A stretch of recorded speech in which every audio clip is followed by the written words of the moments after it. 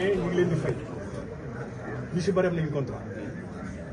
kii sama wet parce que am na 90% contrat këram ñii ma wër nii ñëpp nag mun ñoo ma tal mais yéen fa taal ba tàkkee foofu ngeen gën a soxla tax mais vraiment ñu ngi leen defal ay contrat ñu ngi leen di tenir en compte mais léegi waxtaanoon nag ñoom ba yokkal leen dañuy gën a waxtaan ak ñoom parce que nit ki boo ko yoree da nga am ci moom yërmande boo amee ci moom yërmande rek xolam dana man mu liggéey la mais bu nga amee attention benn ki liggéey bi du mën a jaar yoon. monsieur le président Abdou est-ce que léegi nga jot téléphone ñu lay kalaame. waaw man tous les jours sama portable mi ngi sonné te ci problème bi mooy chauffeur bi dafa loo xam mu ne leen merde seen yoon newu ci wala mu saaga leen wala yëpp dama koy jot même le chauffeur da ngay gis ko delloo moo ne sax chauffeur bi saaga wala mu saaga sax personnel bi yëpp kii client yëpp loolu lépp comportement la mais daañu ci waxtaan incha allah même colonel wax na ko dafa war même li nga xaay ñooy jeune de transporteur par samedi sax ñu dem ci terminus yi bale ko waxtaan ak ñoom am ak ñoom benn comportement bi wax na ko léegi nekk sama xel incha allah dañ ko programme chaque semaine chaque samedi ñu créé benn terminus dem bale ko radu naan fa ataay waxtaan ak ñoom ba ñu xam ne benn famille la mais tant que ñu ngi gaw ñoom ñu ngi leen di bàyyi ñu toog ne wane na ay patron lañu day indi jafe-jafe mais il faut ñu ànd ak ñoom jaxasoo ak ñoom xam ne sunu njaboot lañu ba di toogandoo ak ñoom ba nga xamante ne lépp benn mais nit ki boo ko waree ne maa la yilif te ni nga ko yilifee gisul ci boppam day indi rébellion daal loolu il faut ñu sax afti yokkul sax ay Versailles heure de pointe il faut surcharge am sénégalais nañuy xool yenn réew yi li ñuy doxee amul surcharge minibus amul surcharge interbe moo ram bisu mag yi comme déjà dafa am ay ñoo ci war a wax duñ ci wax li ñu war a wax mooy sunu njaboot muy afti incha allah daañu leen organiser ba nga xamante ni d'abord ñuy tëj bunt yi di respecter arrêt yi parce que gis nañ ne nun bàyyi nañ suñu yoon man waxante nit buy sang boppam day def saako bàyyi nañ suñu yoon d'abord parce que noo ngi jaar ci mbedd yëpp fu lu neex jaar may ma fii loolu taxaw toole na ko loolu danoo condamné suñu bopp d'abord daan ko saafara incha allah parce que client bi la ne maa ngi jëm Colobane nga yóbbu ko ba sant la day indi histoire day mer te des fois day am.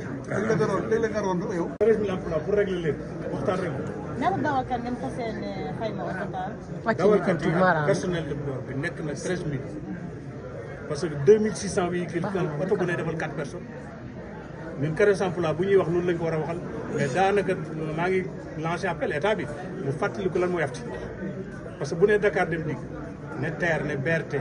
ñoom ñëpp li ñuy def di nga koy def ci 6 mois man maa ngi koy def ci 3 mois te gis naa ne kon doom yi loo xaay dañuy jëlee dee nàmpal bi ñu di ko sànni bi ko romb rek kon war nañu bàyyi xel ci afti parce que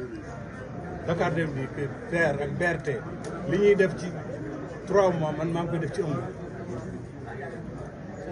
Merci M. Thiam. Je me présente d'abord, je suis M. Ndongo Fall, premier vice-président AFTI, président du GIE Dar es Salaam. Nous avons jugé nécessaire qu'il nous faudrait des formations pour notre personnel. Parce que ces temps-ci, comme vous le savez, nous avons eu assez d'accidents, ce qui nous a fait peur. Parce que comme vous savez que le chauffeur ne doit pas avoir l'intention de faire un accident. Le transporteur aussi de même, parce que le transporteur, il perd son gain. Le chauffeur aussi peut y perdre sa vie. Donc, un accident, vraiment, nous ne le souhaitons pas dans notre association. C'est cause pour laquelle nous avons jugé nécessaire de former tout le personnel, même y compris les transporteurs. Alors, qu'est-ce que vous recherchez du civisme un peu par rapport aux usagers? Effectivement, nous avons toujours eu des plaintes vis-à-vis de nos personnels. Et aussi, nous avons vu que ces temps-ci, il y a assez d'accidents. Et comme vous le savez, auparavant, à AFTI, il n'y avait que des accrochages. Mais malheureusement, nous avons eu des morts d'hommes, ce qui nous a beaucoup poussé à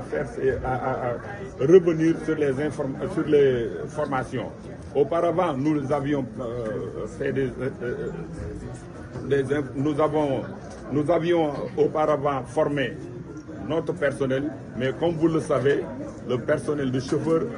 sont toujours mobiles. Il y a quelques-uns qui sont partis aux terres, quelques-uns qui sont partis dans Dakar et d'autres qui sont revenus. Les uns qui sont revenus, nous savons qu'il y a une grande partie qui n'est pas encore formée. C'est cause pour laquelle nous avons jugé nécessaire de mieux former le personnel et de nous former nous-mêmes pour que nous suivons dans la... Nous les évaluons parce que c'est nous qui perdrons. S'il y a accident, c'est notre personnel qui se blesse, qui mord. Et aussi c'est nous qui perdons notre matériel. Donc nous avons toujours évalué ce qui s'est passé sur les accidents. Alors, est-ce que c'est les services de l'État qui font le transport? Là, nous n'avons pas peur de ça. Parce que, comme vous le savez, comme le président Amadou vous l'a dit tout à l'heure en Wolof, il y a le BRT, le TER et l'Académie. Mais heureusement pour AFTU fait les trois tiers du transport en commun au niveau de Dakar. Donc nous n'avons pas peur de ces sociétés qui vont naître. Et aussi, comme vous le savez, Dakar s'augmente du jour au lendemain. Donc la population augmenterait, donc il est nécessaire que les moyens de transport s'augmentent. Alors, est-ce que vous avez vu également sur les conditions de travail des travailleurs, parce que c'est important également de parler du civisme, mais également les conditions de travail qui sont souvent déplorées par les chauffeurs? Je pense que vous tous, vous le savez. Il y avait un moment où les chauffeurs criaient, nous sommes mal payés, on nous paye 100 000 francs, on nous paye 100 000 francs. Étant donné que le règlement des transports, des chauffeurs, le chauffeur ne doit pas dépasser 100 000 francs si on s'appuie sur les règlements du transport. Mais heureusement que nous avons fait un atelier, nous les avons augmenté leur salaire. Parmi eux, il y a ceux qui touchent plus de 150 000. Je ne peux pas vous dire exactement ce qu'ils touchent, mais je peux vous confirmer qu'il y a quelques-uns parmi eux qui touchent plus de 150 000. Et mieux, ration n'existe pas.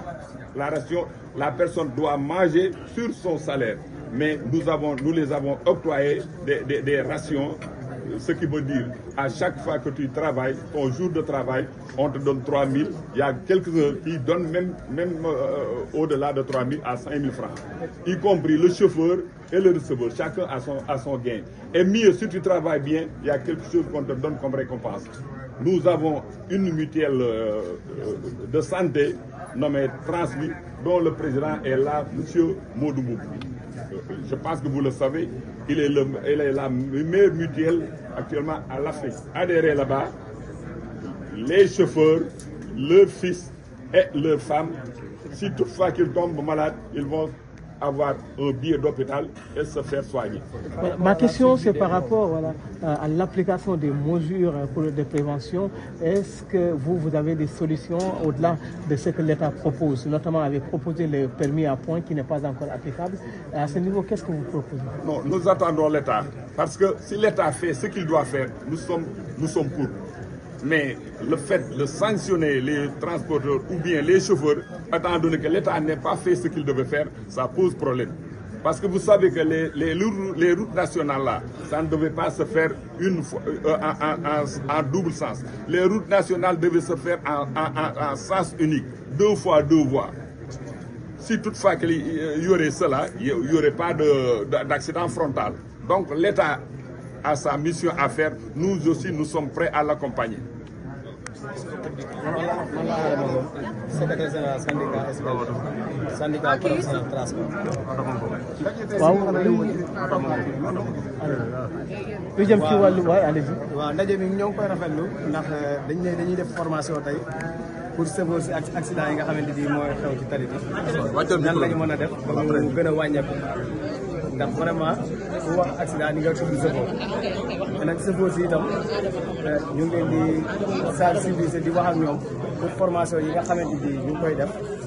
ñoom ñëpp ñu dem bu ñu ko commencé ñu dem ci syndicat bi itam dina ànd ak ñoom ci li nga xamante ni mooy formation bi ngir ñu wàññi accident yi. yéen lan moo war a nekk yéen nekk seen taxaw. waaw suñu taxawaay ci côté boobu ñu ngi jóg ngir taxawu sëfoor si. ñu defal leen ay formation bi nga xamante ni moo waral ñu lancé nii tey ndax safoor yi bu ñu leen defalee formation rek indi leen conditions yi ñu nekk ci conditions yu baax ñu defar oto yi aussi ndax oto yi itam opérateurs yi ñuy nii ñoom ñëpp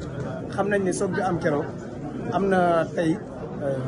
bu ñu fekkoon tamit oto bi nekk na ci conditions yu baax ñu defar ko ba mu normal xëy na leen du tase noonu kon ñoom itam nañ jàppalante ñi nga xamante bi amuñu doon ci seen biir ñu mën leen a jàppale ñu defaral leen seen oto yi ba nga xamante bi oto yi dañuy baax loolu da ciy am solo ndax chauffeur itam lu mu mën a dawal te oto bi muy dawal ne normalul ak dawalam du feeñ ndax benn foo rek bu ko defee rek accident bi day xaw a métti mais chauffeur transport am ku ne xam na ne chauffeur yi mën nañoo dawal macha allah mais nag dañoo war a am formation boo xamante bi defal nañ leen ko ñu gën a xam lan la télé bi laaj ñu defar oto yi télé bi itam état defar ko ba mu normal arrêt yi nga xamante ni chauffeur si dañ fiy taxaw ñu xool nan lañ koy defaree ba arrêt yi nga xamante ni client bi doo xuloo moom da ngay tëj sa porte dem ci arrêt wàcce ko ndax doo gis benn chauffeur dema Dakar dem di xuloo benn client lan moo ko waral te ñu organisé wu ba seen lépp tegu ci yoon kon itam ñoom ñi nga xamante ni ñooy suñu kilifa di afti nañu organisé wu jël chauffeur si ñu teg leen ci condition yu baax defar seen oto yi yaakaar naa kon loolu mooy gën a wàññi parfois ci ko chauffeur yi lay doon par exemple ñun ñëpp ñu ngi ciy wax chauffeur si di leen xamal ne leen dàq bi ñuy dàq ci télé bi kenn santu leen ko ndax saa yu jëyee amee borom oto ba nga xamante bi tey moo tax nga jóg di dàqe bu la fa fekkee moo lay jëkk a manqué respect ne la santu mën a dàqe kon yaakaar naa ne chauffeur si ñoo war a delloo si waat seen ko xam ne ñoom dañuy liggéey ñu leen di fay naam waaye nag dañoo war a am comportement boo xamante bi waruñoo nangu yenn yi chauffeur da ngaa war a am responsabilité boo xamante bi yow yaa ko yor am dignité ci sa bopp respecté sa bopp boo respecté sa bopp rek ku la gis na la jox ceeb kon yaakaar naa ni chauffeur si chaque jour ma koy wax syndicat bi itam li ko war moo di dugg ci terminus yi waxtaan ak chauffeur yi sensibiliser leen ak receveur yi itam même temps ñu jox client yi ceeb ndax client bi xëyee këram ñëw mën naa indaale naqar mën naa indaale lu ne bu ñëwee lu tuuti nga koy def rek mu feye ko ci yow kon chauffeur yi ak receveur yi ñooy recevoir client yi nañ leen delloo cër bu baax wàllum kii prime bëri nañ fi mais yooyu moom xëy na rek am na ñoo xamante ni mën nañ caa kii mais ñun li ñu gën a soxal moo di comportement chauffeur yi ak seen diggante ak seen i patron ñun foofu la ñuy waxee patron yi nañu jox seen chauffeur si li ñu moom ñu organiser leen teg leen ci condition yu baax parce que doo gis benn Dakar dem dikk boo xamante ni mu ngi dàq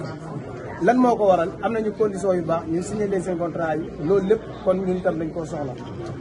dégg naa léegi suñu président Ndongo mu ngi wax ne am nañu ay contrat mais xaaj bi itam amuñu contrat am na ñoo xamante ni amuñu contrat ba ci yokkub salaire bi nga xamante ni defoon nañ ko def am na ñoo xamante ni respecté wuñu ko loolu lépp itam dañoo bëgg ñun ñëpp ñu lëkkaloo ñu xam ne ñoom duñu suñuy noonu ñu nit duñu seen i noonu dañoo war a àndandoo ñun ñëpp liggéey jëmmal afti parce que afti bu ñu ko seetaanee nii BRT ngi ñëw TER bi ñëw yooyu yëpp day néewal doole afti kon ñun li ñu war moo di ñu lëkkaloo opérateur yi mën a xool lan la ñuy organisé woo ba téye afti bi dëgër ba xamante bi BRT bi ñu gaañ TER bi du ñu gaañ li nga xamante bi parce que Dakar dem bi du ñu gaañ loolu moom am na ci solo mais loolu lépp nag ñu àndandoo nekk benn moo koy waral yooyu yëpp chauffeur si dañ leen koy tere parce que chauffeur buñ la joxee départ rek da ngaa war a dem parce que client bi nga yem day yàkkamti pour dem kon kooku itam da ngaa war a sóoraale client bi mu ngi war a dem hôpital mu ngi war a dem ambulance bi war koo doxee kon chauffeur si itam nañu góorgóorlu ci buñ leen joxee départ ñu dem waaye waxuñ leen ñu nekk ci tali bi tuus yooyu dañ leen koy tere ñu wax dëgg yàlla vraiment ñu